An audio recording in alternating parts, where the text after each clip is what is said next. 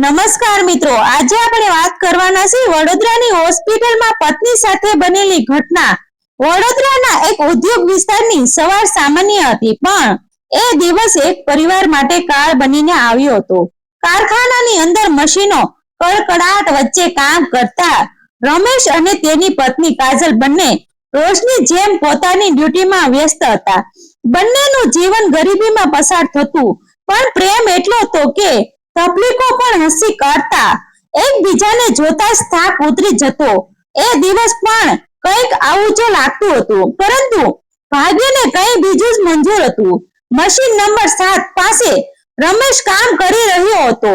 થોડી બેદરકારી, થોડું થાક અને એક પળની ભૂલ, અને અચાનક જોરદાર શીશ ગુંજી ઉઠી। આહા આહા! આખું કારખાનું ધ્રુજી ગયું। મશીનમાં રમેશનો હાથ ફસાઈ ગયો હતો। લોહી ફુવારા જેમ વહેવા લાગ્યું। કામદારો દોડી આવ્યા। કોઈએ મશીન બંધ કર્યું, કોઈએ કપડું બાંધી લોહી રોકવાનો પ્રયત્ન કર્યો, પરંતુ હાલત ગંભીર બની રહી હતી। કાજલ એ અવાજ સાંભળીને દોડી આવી, અને જે દ્રશ્ય જોયું તે જોઈને એની આંખો અંધારી થઈ ગઈ। એની દુનિયા એક પળમાં તૂટી પડી। પતિનું લોહી, શીશો અને આસપાસનો હાહાકાર, એ રડી પડી, કોઈ કંઈ કરો, મારા પતિને બચાવો। એના અવાજમાં એવો દર્દ હતો કે સાંભળવાનું દિલ પણ કંપી જાય। થોડી જ વારમાં એમ્બ્યુલન્સ આવી અને રમેશને ઝડપથી વડોદરાની મોટી હોસ્પિટલમાં લઈ જવામાં આવ્યો। રસ્તામાં કાજલ સતત રડતી, પ્રાર્થના કરતી, ભગવાન, મારા પતિને બચાવી લેજો, હું કંઈ પણ કરવા તૈયાર છું।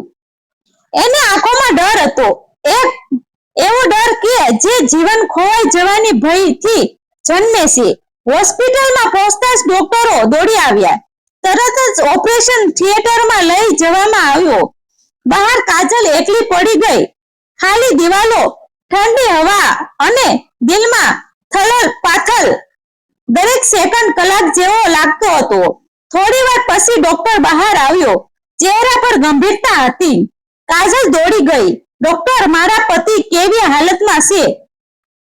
ડોક્ટરે ધીમા અવાજમાં કહ્યું, લોહી બહુ વહી ગયું છે, હાલત ગંભીર છે, તરત જ બ્લડ જોઈએ, નહીં તો બચાવવું મુશ્કેલ છે।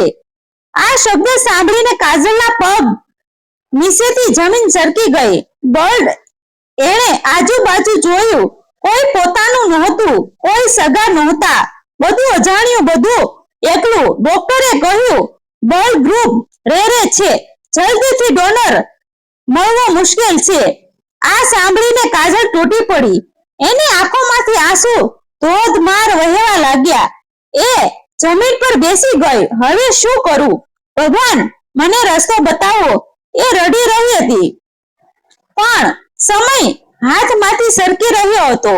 થોડી ક્ષણો પછી અચાનક એની અંદરથી એક વિચાર આવ્યો, એક આશા, એક ચમક। એ ઊભી થઈ, આંખો સાફ કરી અને ધીમી સીધી ડોક્ટર પાસે ગઈ। ડોક્ટર સાહેબ, મારું બ્લડ ચેકઅપ કરો, કદાચ મારો ગ્રુપ મેચ થઈ જાય। ડોક્ટર થોડી વાર માટે અટકી ગયા, પછી તરત જ ટેસ્ટ માટે કહ્યું।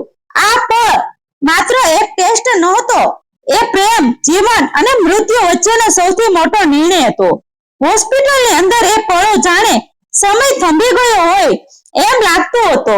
કાજલનો બ્લડ ટેસ્ટ ચાલી રહ્યો હતો, અને બહાર ઓપરેશન થિયેટરના દરવાજા સામે બેઠેલી એ સ્ત્રીનું મન અંદરથી તૂટતું પણ હતું, અને એક આશા પણ ટકેલું પણ હતું।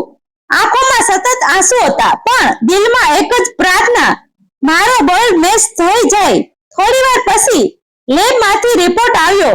ડોક્ટરે ઝડપથી રિપોર્ટ ખોલ્યો, અને એ પળ માટે એની આંખોમાં આશ્ચર્ય ચમકી ગયું। મેચ થઈ ગયું છે।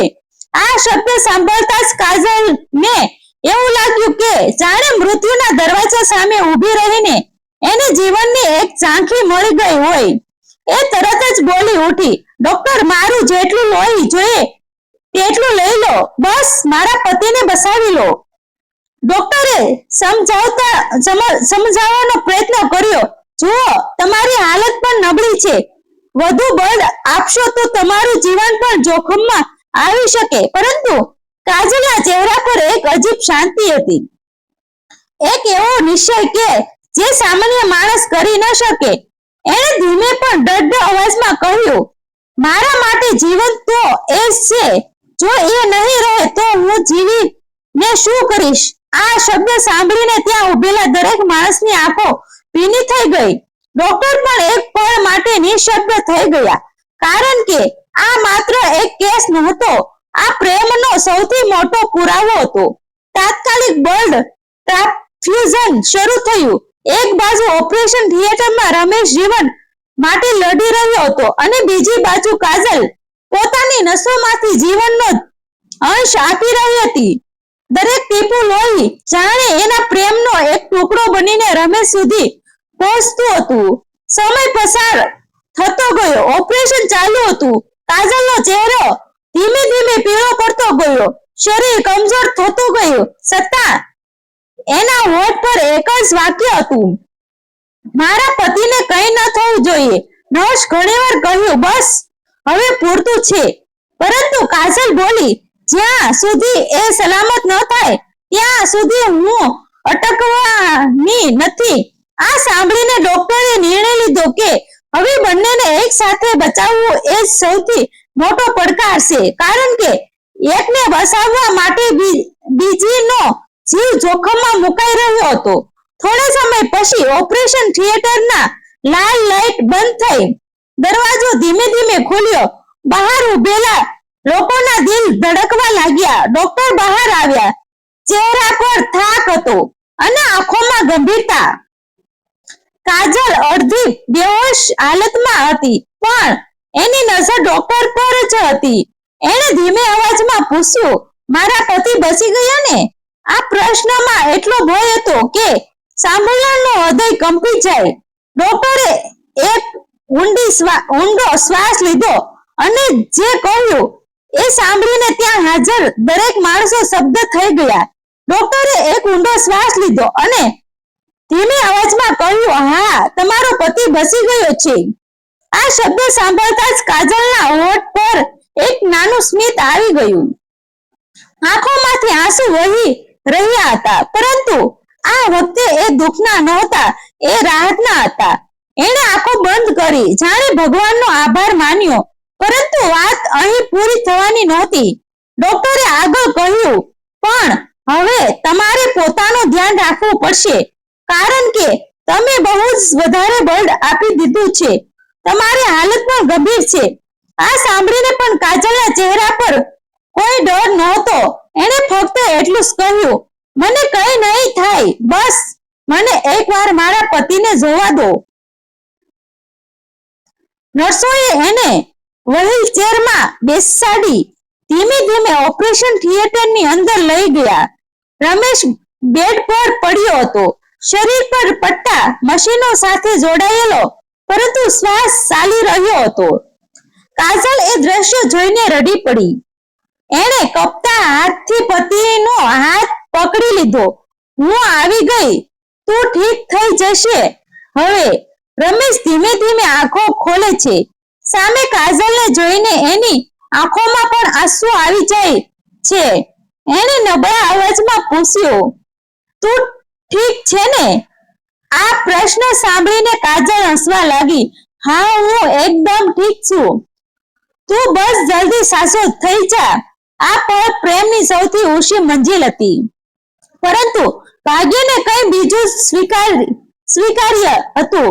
થોડી જ પળોમાં કાજલની આંખો ભારે થવા લાગી. શરીર વધુ નબળું થઈ ગયું. નર્સોએ ધ્યાન આપ્યું. ડોક્ટર, પેશન્ટની હાલત ખરાબ થઈ રહી છે. ડોક્ટર દોડી આવ્યા. તરત જ સારવાર શરૂ થઈ. પરંતુ કાજલનું શરીર હવે થાકી ગયું હતું. એણે પોતાનો બધો જોર આપી દીધો હતો. રમેશ બેડ પરથી આ બધું જોઈ રહ્યો હતો. એ શીશ પાડવા લાગ્યો, કાજલ, આંખ ખોલ, મને છોડીને નહીં જતી. પરંતુ કાજલના હોઠ પર ફક્ત એક નાનું સ્મિત હતું. એણે છેલ્લી વાર આંખો ખોલી, પતિ તરફ જોયું અને ધીમે અવાજમાં કહ્યું, હું તો હંમેશા તારા સાથે જ રહીશ. અને એના હાથ ઢીલા પડી ગયા. મશીનનો અવાજ સીધો થઈ ગયો. આ અવાજે આખું રૂમ સૂન થઈ ગયું. રમેશની શીશો હોસ્પિટલ ગુંજી ઉઠી. ના કાજલ, તું આવું નહીં કરી શકે. પરંતુ હવે બધું ખતમ થઈ ગયું હતું. એક પત્નીએ પોતાના પતિને બચાવવા માટે પોતાનું જીવન આપી દીધું. મિત્રો, આ વાર્તા કાલ્પનિક છે. આવા જ વિડીયો જોવા માટે અમારી ચેનલ સાથે બન્યા રહેજો. આભાર મિત્રો. ગમે તો શેર કરી દો.